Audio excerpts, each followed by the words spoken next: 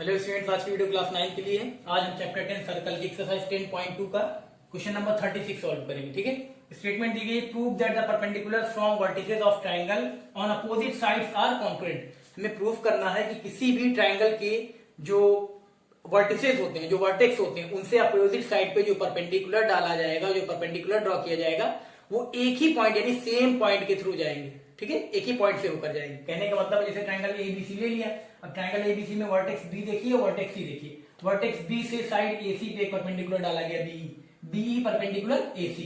Perpendicular तो क्या होगा, ये 90 होगा, ये 90 होगा ना।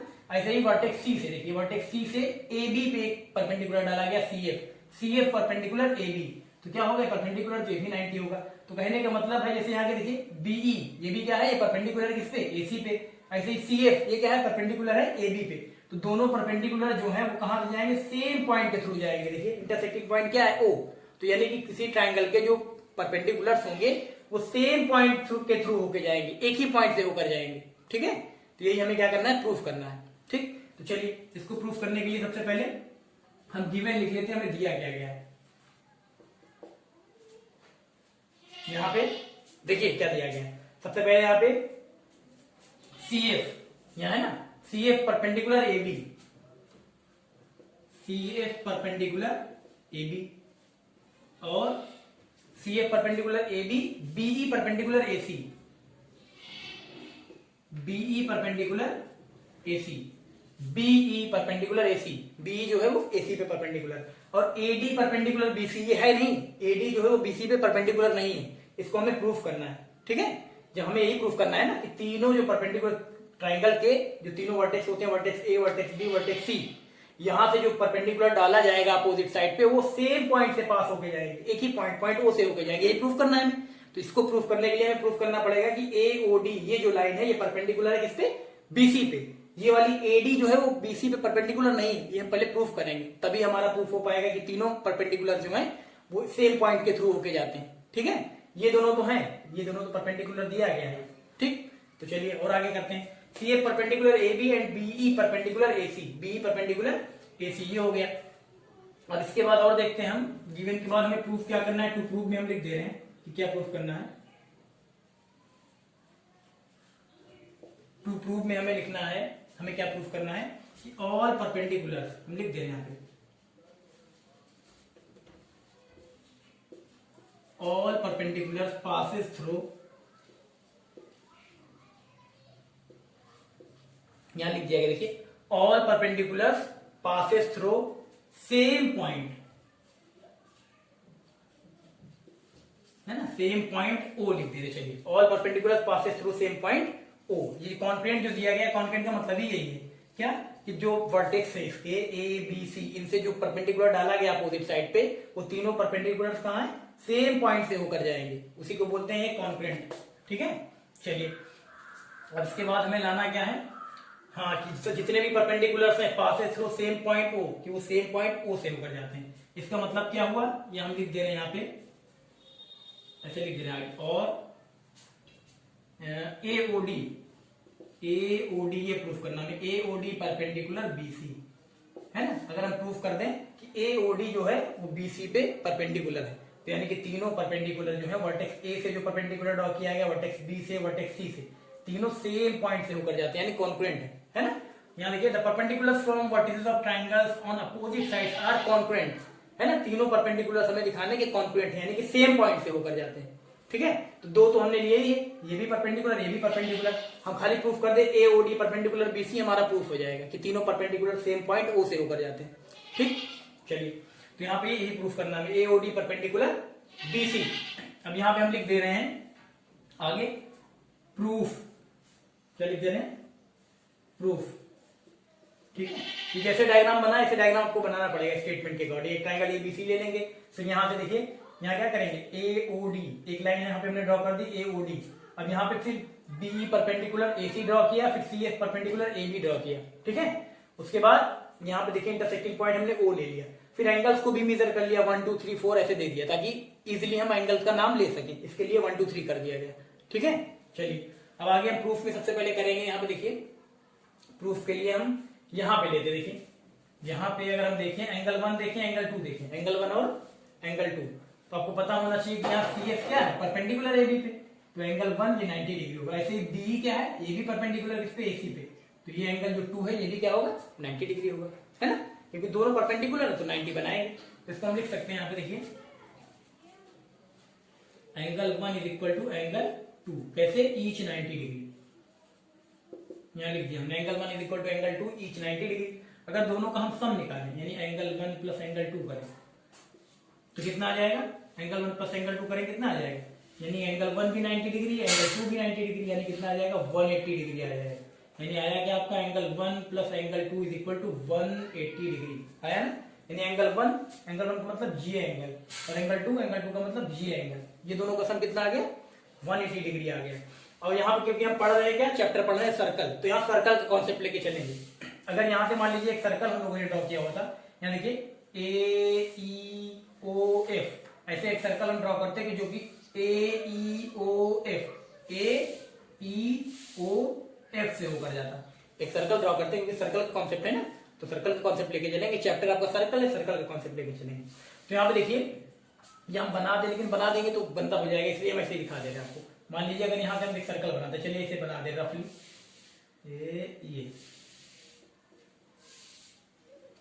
चलिए, है ना, एक circle A E O F. अगर यहाँ पे एक सर्कल हम सपोज कर लें कि एक सर्कल बना हुआ है, बन सकता है सर्कल, इसलिए सर्कल अगर बना दे यहाँ पे, तो देखिए ए ई ओ एफ क्या है, ए ई ओ एफ एक हो जाएगा क्या, साइक्लिक क्वाड्रिलेटरल। क्यों, क्योंकि यहाँ पे देखिए एंगल 1 प्लस एंगल 2, एंगल 1 जो है ये देखिए ये वाला एंगल 1 और ये वाला एंगल 2, ये क्या है अपोजिट एंगल। अगर ये यहाँ पे देखिए ए ई ओ एफ, अगर हमने यहाँ पे सर्कल एक सपोज कर लिया कि जो कि ए ई ओ एफ इन चारों वर्टेक्स से होकर जाता है सर्कल, तो यहाँ पे अगर हमने देखा है एंगल 1 एंगल 2 का सम 180 डिग्री आ गया, तो हमें पता है साइक्लिक क्वाड्रिलेटरल में क्या होता है, अपोजिट एंगल का सम 180 डिग्री होता है ना। तो यहाँ पे एंगल 1 देखिए, ये एंगल 1 और ये एंगल 2, तो यहाँ पे ए ई ओ एफ जो है एक क्वाड्रिलेटरल है। क्वाड्रिलेटरल ऐसा क्वाड्रिलेटरल है जिसमें कि अपोजिट एंगल का सम 180 आ रहा है, अपोजिट एंगल का सम 180 डिग्री आ रहा है। अपोजिट एंगल का सम अगर 180 डिग्री आ रहा है तो क्वाड्रिलेटरल क्या होगा, साइक्लिक क्वाड्रिलेटरल। आपको प्रॉपर्टी बताएगी, थ्योरम भी प्रूफ कराएगी।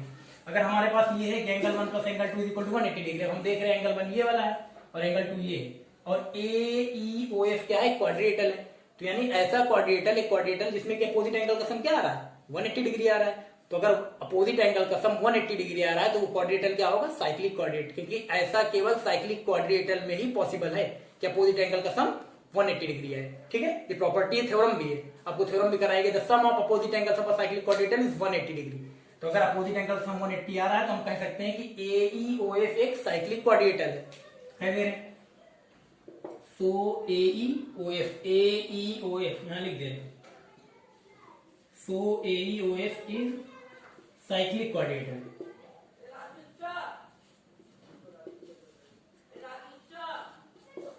ए E O F is cyclic quadrilateral, ठीक है, ये हो गया। अब यहां पे जब साइक्लिक क्वाड्रिलेटरल हो गया तो एक चीज ये भी देखिए, यहाँ एंगल 3 देखिए और आपको एंगल 4 देखिए, लेकिन उसको कैसे देखेंगे हम, यहाँ देखिए जिस इंप्लाई हम बता रहे हैं। अगर यहां से देखिए एक सर्कल हमने ले लिया ना, ए ई ओ एफ एक सर्कल अज्यूम करके चल रहे हैं सपोज करके, तो आर्क यहाँ पे देखिए आर्क ओ ई, ये देख रहे हैं आर्क ओ ई। अब आर्क ओ ई से ही ये एंगल भी बन रहा है, एंगल 4 भी बन रहा है, और ओ ई से ही ये एंगल भी बन रहा है, एंगल 3 भी बन रहा है ना। आर्क ओ ई से देखिए, आर्क ओ ई से ये एंगल भी बन रहा है और आर्क ओ ई से ये वाला एंगल भी बन रहा है, एंगल 4 एंगल 3 दोनों एंगल्स आर्क ओ ई से ही बन रहे हैं, यानी कि क्या है वो सेम सेगमेंट में है। तो यानी कि angle 3 is equal to angle 4 हो जाएगा, हम लिख दे रहे हैं angle 3 is equal to angle 4। कैसे, angles in the same segment of a circle are equal, property बताएगी, थ्योरम भी कराएगी। यहां लिख दे रहे हैं angles in the same segment, angles in the same segment, ये हो गया angles in the same segment. Angle 3 is equal to angle 4, है ना। आर्क ओ ई से देखेंगे तो ये एंगल 4 और एंगल 3 ये क्या है, इक्वल है, क्योंकि angles in the same segment है। तो ये हो गया। चलिए और उसके बाद देखिए एक चीज ऑल्सो, अब एंगल अगर हम देख लें एंगल 5 ये एंगल देखें और एंगल 8 ये एंगल देखें, तो ये तो 90 है ही, क्योंकि यहाँ पे देखिए सी एफ क्या है, परपेंडिकुलर है ए बी पे, तो यहाँ पे क्या होगा, ये 90 होगा। ऐसे ही बी क्या है, ये परपेंडिकुलर ए सी पे, तो ये भी क्या होगा 90 होगा, है ना। यानी एंगल 5 और एंगल 8 दोनों क्या है 90 तो इक्वल कर सकते हैं उनको। यहाँ लिख सकते हैं also angle 5 is equal to angle 8, कैसे, यहाँ लिख दे रहे ईच 90 डिग्री, क्या लिख दे रहे हैं, ईच 90 डिग्री है कि नहीं। देखिए डायग्राम में देखिए एंगल 5 एंगल 8 क्या है, ये परपेंडिकुलर है, ये भी परपेंडिकुलर, तो 90 90 बनाएगा ना, तो एंगल 5 भी 90 एंगल 8 भी 90, तो दोनों इक्वल हो जाएंगे। ये लिख दिया गया angle 5 is equal to angle 8 each 90 degree. अब देखिए यहाँ पे इन दोनों एंगल्स में एक रिलेशन है, एंगल 5 और एंगल 8 जो बन रहे हैं, इसमें देखिए एंगल 5, ये एंगल 5 इतना, एंगल 5 और ये इतना एंगल 8, इनमें देखिए अब इसमें हम एक स्टेटमेंट लिख दे रहे हैं इन दोनों से रिलेटेड। चलिए लिख दे रहे हैं, देखिए यहां लिख दे रहे हैं दोनों हैं इक्वल तो है, तो यहां लिख दे रहे हैं देखिए but these angles,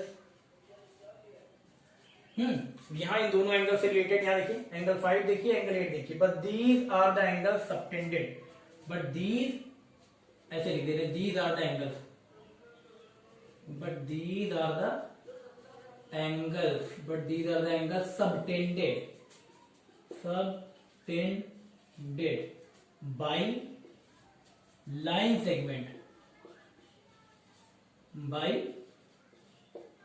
segment joining 2 points, line segment joining 2 points on the, joining 2 points है ना, line segment joining 2 points on the same side of the line, joining 2 points on the same side of the line, same side of the line, same side of the line, ठीक, ये लिख दिया। अब देखिए एक property हमने लिख दिया कि यहाँ पे but these are the angles subtended by the line joining 2 on the, joining 2 points, joining कहाँ लिखा है, 2 पॉइंट्स नहीं लिखा, छूट गया, ज्वाइनिंग 2 पॉइंट्स यहाँ लिख देते हैं, joining 2 points on the same side of the line, on the same side of the line, यानी कि जो एंगल्स हैं ये एंगल 5 और एंगल 8 ये 90 तो है ही, लेकिन यहाँ पे देखिए स्टेटमेंट भी लिख दी, ये जो angle these are the angles subtended by the line segment, एक लाइन सेगमेंट से सबटेंडेड है जो कि ज्वाइन कर रही है पॉइंट जहां है ना, देखिए ज्वाइनिंग 2 पॉइंट्स, कितने पॉइंट्स को ज्वाइन कर रही है, किसी 2 पॉइंट्स को, on the same side of the line, on the same side of the line, एक ही लाइन के सेम साइड में। अगर यहाँ पे देखिए ये है ना FE को डॉट डॉट करके जुड़ाया, मिलाया गया है ना, और यहाँ पे देखिए ये FC और ये BE, तो अगर एंगल 5 और एंगल 8 की बात करें, एंगल 5 और एंगल 8 की बात करें तो ये तो 90 90 है, इक्वल है, लेकिन इनमें एक और रिलेशन है, यहाँ देखिए स्टेटमेंट लिख दी, these are the angles subtended by line segment joining 2 points on the same side of the line, on the same side of the line, ठीक है। तो इसका मतलब क्या हो जाएगा कि जो ये पॉइंट्स हैं BFEC, जो पॉइंट है आपके BFEC, ये क्या हो गए, कंसाइक्लिक हो गए, है ना, यहाँ पे हम लिख दे रहे हैं,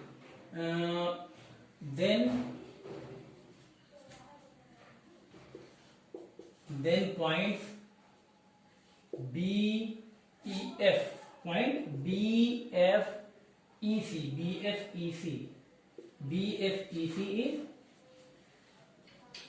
कंसाइक्लिक। कंसाइक्लिक क्या होता है, मान लीजिए कोई सर्कल है और BECF ऐसे लिख दे रहे, B point, E point, C point, F, कोई भी नॉर्मल सर्कल, किसी भी नॉर्मल सर्कल पे अगर मान लीजिए ऐसे 4 पॉइंट दे दिए गए BECF, तो अगर एक ही नॉर्मल सर्कल पे चारों पॉइंट तो क्या कहलाएंगे, कंसाइक्लिक कहलाएंगे, क्या कहलाएंगे, कंसाइक्लिक। तो यहाँ पे अगर हम यहाँ पे भी अगर एक सर्कल मान लीजिए अज्यूम कर लें BFEC, अगर यहाँ से भी एक सर्कल हम अज्यूम कर लें जो कि BFEC से होकर जाता हो, तो होगा क्या, वो क्या हो जाएगा, यहाँ पे ये पॉइंट्स क्या हो जाएंगे, अगर मान लीजिए BFEC से एक सर्कल अज्यूम कर लें जो कि यहाँ पे BECF, जो कि चारों जो पॉइंट है BECF या BF ऐसे भी कह सकते हैं, BFEC, चलिए कोई बात नहीं, BFEC या BCEF बात एक ही है ना। तो कंसाइक्लिक क्या होता है, कंसाइक्लिक मतलब किसी भी नॉर्मल सर्कल में, कोई भी एक नॉर्मल सर्कल हो और चारों पॉइंट्स क्या हो उसी सर्कल की बाउंड्री पे हो, तो क्या कहलाएगा, वो पॉइंट्स क्या कहलाएंगे, वो कंसाइक्लिक कहलाएंगे। और कंसाइक्लिक कहलाएंगे अगर इनको हम ज्वाइन करते हैं, सारे पॉइंट्स को अगर हम ज्वाइन करते हैं, जैसा कि यहाँ पे कि मान लीजिए BFEC एक सर्कल बना हुआ है जो कि BFEC इन चारों पॉइंट से होकर जा रहा है, और यहाँ पे ज्वाइन है, ये देखिए BE, यहाँ FE है, FEEC, CB, BF है ना, चारों ज्वाइन, तो ये क्या हो जाएगा, साइक्लिक क्वाड्रेटर हो जाएगा। तो हम लिख सकते हैं, चलिए ये तो आपको पता लग गया,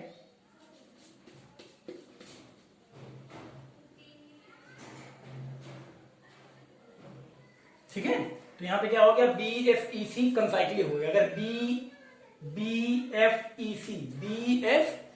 अगर कंसाइक्लिक हो गए तो यहाँ पे देखिए ज्वाइन B, यहाँ पे देखिए BFEC बी एफ ई सी क्या दिखाया गया, बी एफ ई सी कंसाइक्लिक हो गए, तो बी एफ एफ ई ई सी सी बी ये क्या है, ज्वाइंट बी है। पॉइंट तो कंसाइक्लिक है लेकिन ये क्या है, एक साइक्लिक कोऑर्डिनेटर है कि नहीं, तो हम लिख देंगे यहाँ पे कि बी एफ ई सी साइक्लिक कोऑर्डिनेटर। ठीक है, इसको मिटा दें तब देखिए इतना हो गया ना, इतना क्लियर है ना। चलिए ऊपर से लिखते हैं, यहां मिटा देगा।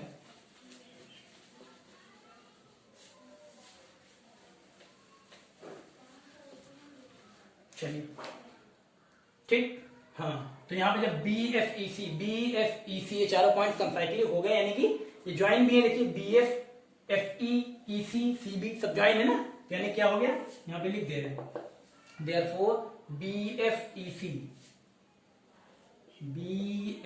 ई सी इज साइक्लिक कोऑर्डिनेटर।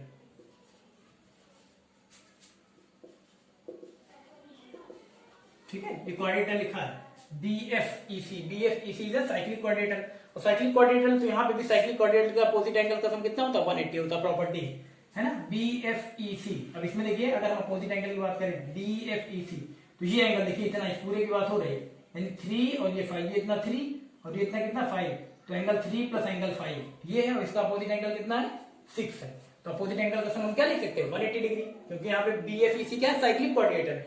तो हो जाएगा angle 3 plus angle 5, angle 3 plus angle 5 यानी ये पूरा, ये इतना 3 ये 5 यानी एंगल 3 प्लस एंगल 5। इसके अपोजिट क्या है 6, तो प्लस एंगल 6 यानी अपोजिट एंगल का सम हमने दिखा दिया 180 डिग्री, क्योंकि बी एफ ई सी क्या है, साइक्लिक कोऑर्डिनेटर है। तो एंगल 3 देखिए यहाँ है, एंगल 3 किसके इक्वल था, एंगल 3 एंगल 4 के इक्वल था, तो एंगल 4 लिख सकते हैं इसकी जगह। एंगल 5 कितना था, एंगल 5 एंगल 8 दोनों 90 थे, तो 5 की जगह 90 लिख सकते हैं ना। फिर यहाँ plus angle 6 is equal to 180 degree, तो आपका आ जाएगा angle 4 plus angle 6 is equal to 180 minus 90, 180 degree minus 90 degree, तो आ जाएगा angle 4 plus angle 6 is equal to 90 degree. ये आया, angle 4 plus angle 6 is equal to कितना आ गया, 90 डिग्री आ गया। ठीक है, और आगे देखते हैं।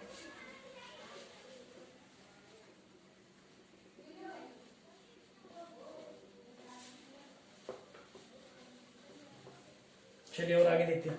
अब एंगल 4 प्लस एंगल 6 आ गया 90, दोनों का सम ना, तो एंगल 4 ये और एंगल 6 ये, इन दोनों एंगल का सम कितना आ गया 90।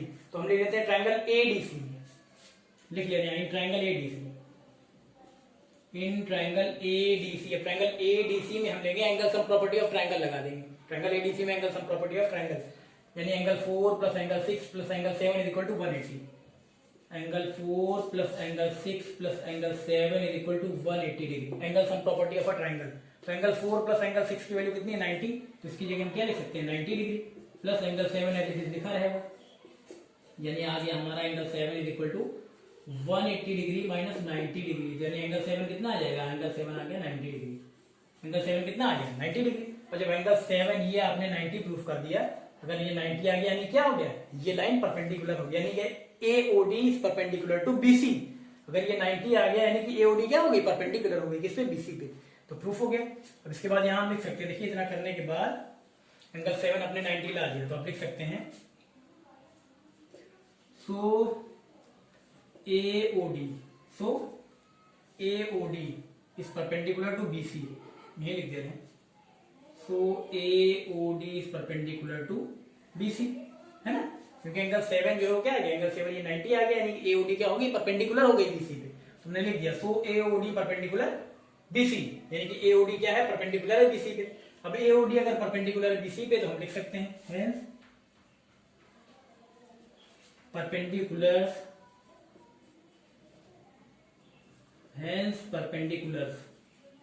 यहां देखिए hence perpendicular from vertices of triangle, perpendicular from vertices of triangle, from vertices of triangle on opposite side, from opposite sides are concurrent,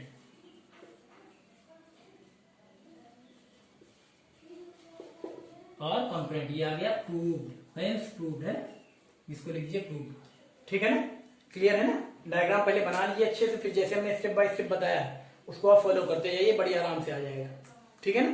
चलिए कर लीजिए इसको।